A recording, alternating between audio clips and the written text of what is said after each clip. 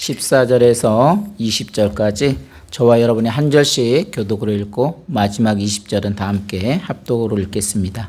구약성경 1309면에 있습니다. 스바냐 3장 14절에서 20절입니다.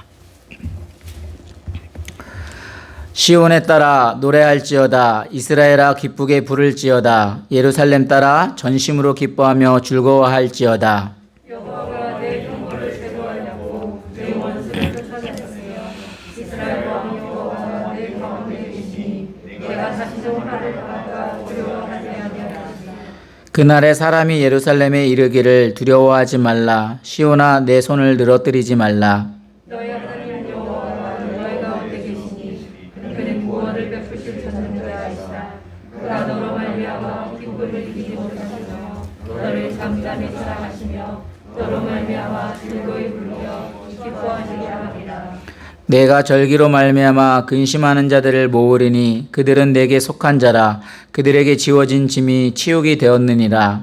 그때에 내가 너를 괴롭게 하는 자를 사하고 저는 자를 구원하며 쫓겨난 자를 모으며 온 세상에서 수족받는 자에게 칭찬과 명성을 얻게 하리라. 합독입니다. 내가 그때에 너희를 이끌고 그때에 너희를 모을지라. 내가 너희 목전에서 너희의 사로잡힘을 돌이킬 때에 너희에게 천하 만민 가운데서 명성과 칭찬을 얻게 하리라. 여호와의 말이니라. 아멘. 우리 앉으시겠습니다. 우리 앉으셔서 그 옆 사람의 눈을 바라보면서 자, 집사님 힘내세요. 한번 인사했습니다. 집사님 힘내세요. 자, 한 번 더 인사할까요? 자, 하나님 위로 받으세요. 한번 인사하겠습니다. 하나님 위로 받으세요. 네. 지난 3주 동안 또 잘 지내셨나요? 네. 네, 아니에요. 네. 우리가 그 팬데믹 상황 가운데 지금까지 온라인과 오픈라인 예배를 통해서 또 하나님의 은혜로 잘 지내왔다고 생각을 하고 있었습니다. 근데 2월에 접어들면서 이렇게 또 코로나와 또 뜻하지 않은 이렇게 추위로 인해서 또 주일 예배를 지키는데 어려움이 있었습니다. 여러분 아시다시피 지금은 세계적으로 팬데믹이 지속이 되어지면서 어려움들을 겪고 있어요. 그래서 한번 이렇게 생각을 해보니까 자영업을 하시는 분들은 사람이 없어가지고 가게 문을 열지를 못해요. 그리고 학생들을 생각을 해보니까 벌써 1년이 넘도록 인터넷 수업만 하니까 아이들이 어떤 인격적인 어떤 교제, 만남이 이루어지지를 못하고 있어요. 심지어 졸업을 하는데 다 그냥 줌으로 졸업을 하고 그러다 보니까 졸업식 축하해줘야 하는 그런 자리에도 참여를 못하다 보니까 와, 많은 생각이 들어가게 됐어요. 대학생 같은 경우도 1학년이 내가 신입생이 돼가지고 이제 딱 가려고 했는데 아이들을 만나지를 못하는 거예요. 뭐 스포츠만 해도 선수들조차도 운동을 하지 못하는 모든 것이 다 중단되어지는 그런 상황입니다. 엎친 데 덮친 격으로 지난주에 또 어떤 일이 있었어요? 70년 만에 5개 항목의 기록이 갱신될 정도로 엄청난 추위와 또 정전 사태가 있었습니다. 원래 여러분도 잘 아시겠지만 이 텍사스는 에너지 자원이 워낙 풍부한 주였습니다. 그래서 원래 에너지가 부족하면 서로 상호 간에 주간에 이렇게 비상으로 협력을 해줘야 하는데도 우리 텍사스주는 에너지가 좀 넘치는 부분에서 그 협력 체제를 이루지 않음으로 말미암아 이번에 여론의 문매를 맞기도 했어요.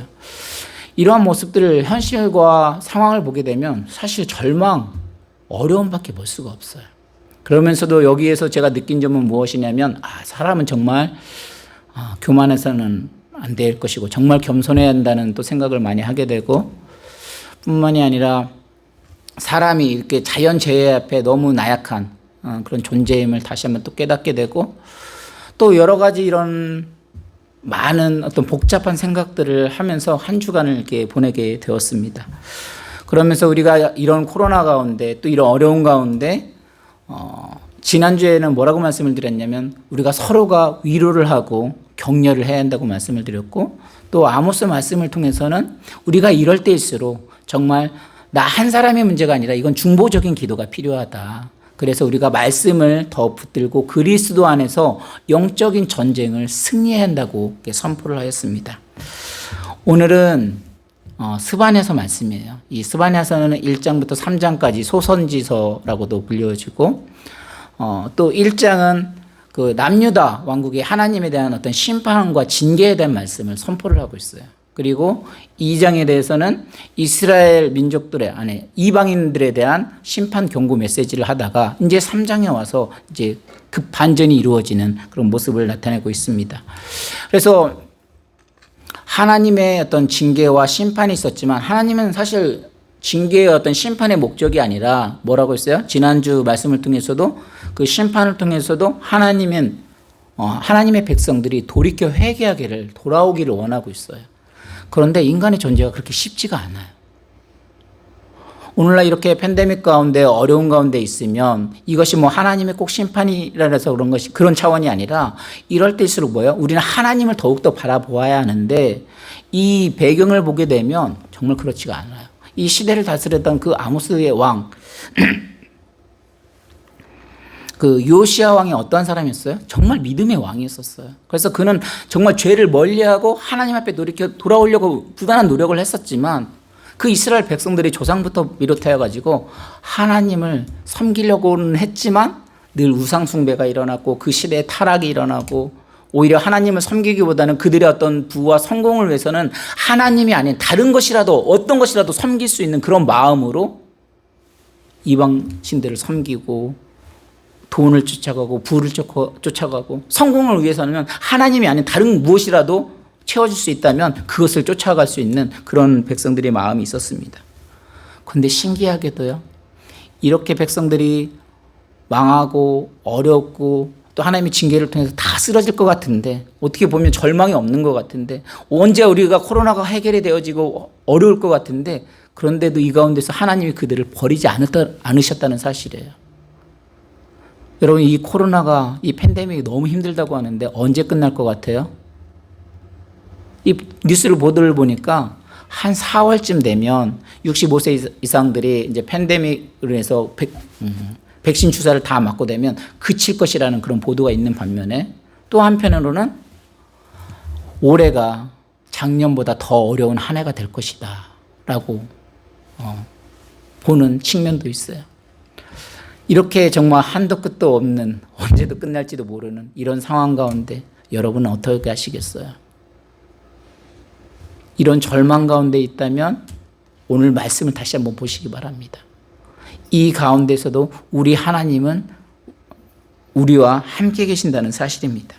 그래서 결국 어쨌든 이렇게 멸망당할 수밖에 없고 어려운 상황 가운데 있었지만 하나님께서 그 백성들을 끝까지 그래도 사랑하여 주셔서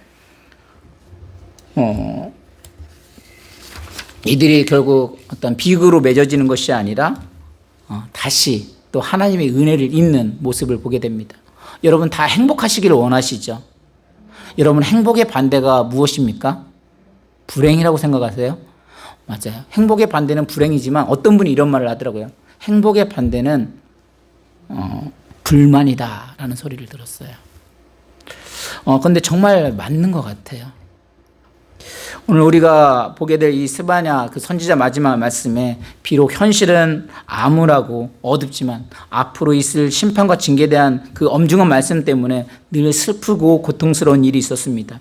그럼에도 불구하고 이스라엘 백성들이 소망을 품을 수 있었던 이유 그것이 무엇이었는지 오늘 말씀을 통해서 함께 또 찾아보고 또 은혜를 받을 수 있는 또 저와 여러분이 되기를 오늘도 주님의 이름으로 간절히 축원합니다. 우리가 15절 16절 오늘 스바냐 3장 15절 16절 본문 한번 먼저 읽어보겠습니다. 읽습니다. 시작. 여호와가 내 형벌을 제거하였고 내 원수를 쫓아냈으며 이스라엘 왕 여호와가 내 가운데 계시니 내가 다시는 화를 당할까 두려워하지 아니할 것이라. 그날의 사람이 예루살렘에 이르기를 두려워하지 말라. 시온아 내 손에 늘어뜨리지 말라. 아멘. 여기서 보면 이스라엘 왕 여호와가 뭐예요? 너희 중에 있다고 선언을 하고 있습니다.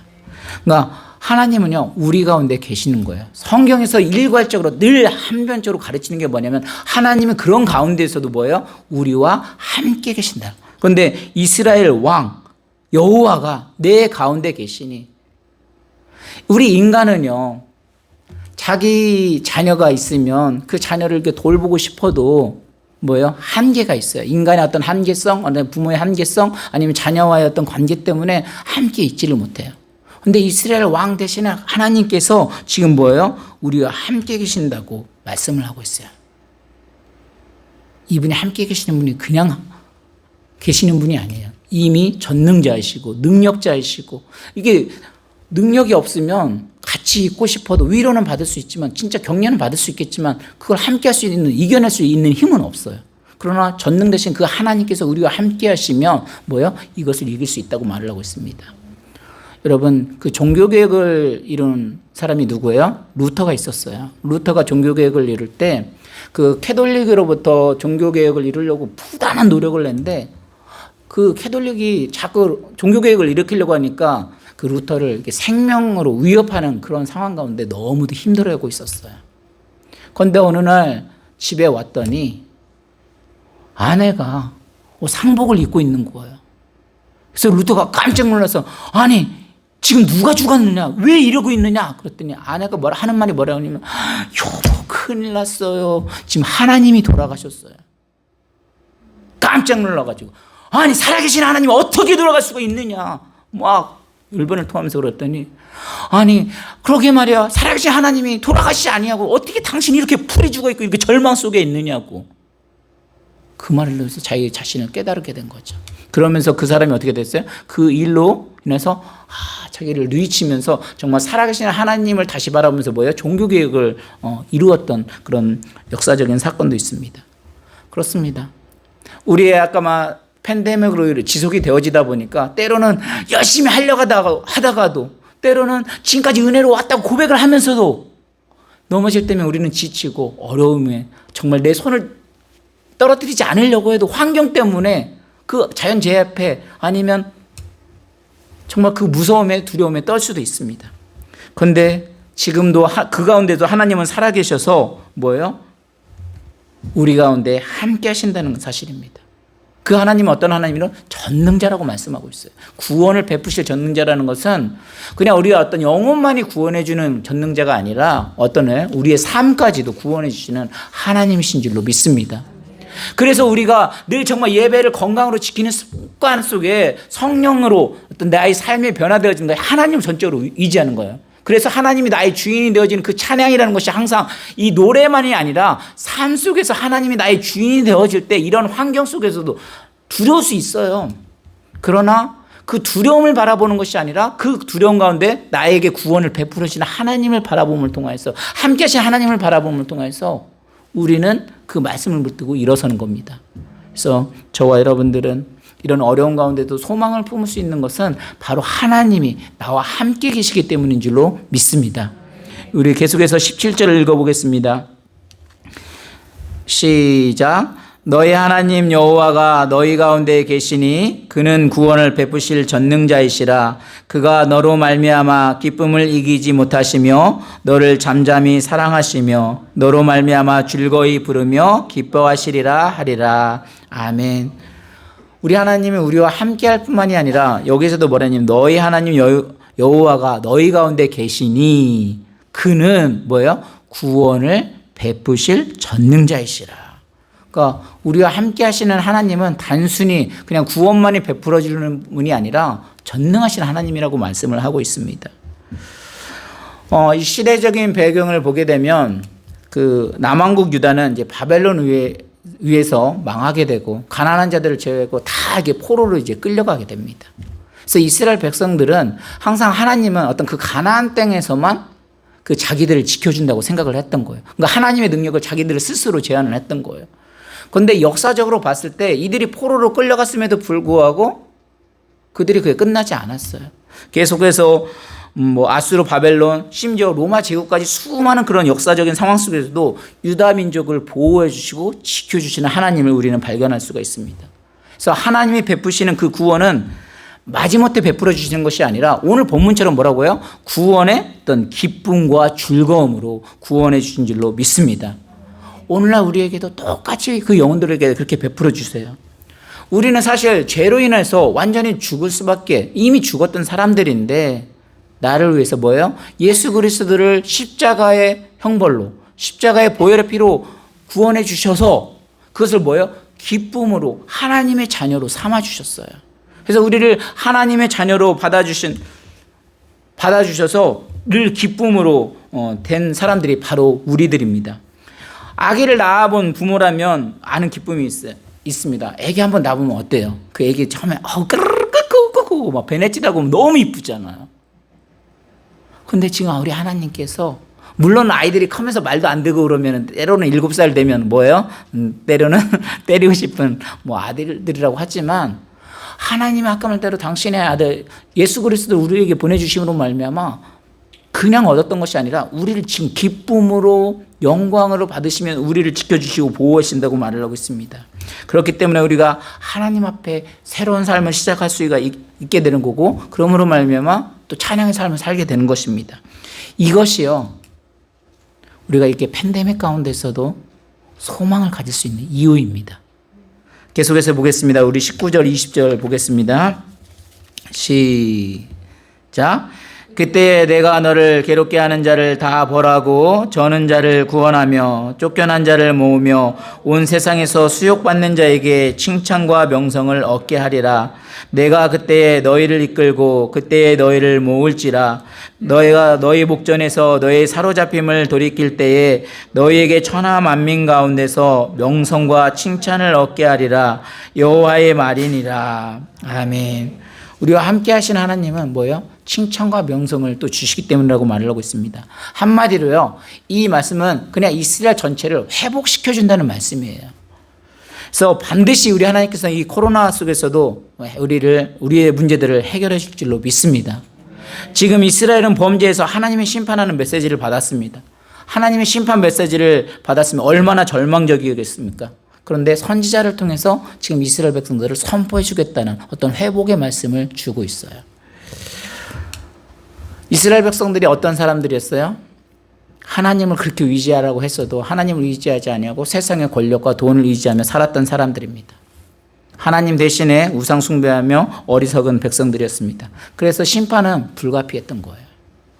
그들은 하나님의 심판을 받고 뿔뿔이 흩어졌습니다. 그런데 그 흩어졌던 백성들을 다시 모아서 천하 만민 가운데 명성과 칭찬을 얻게 한다고 약속을 하고 있습니다. 때로는 심판은요, 사랑에 매이기도 합니다.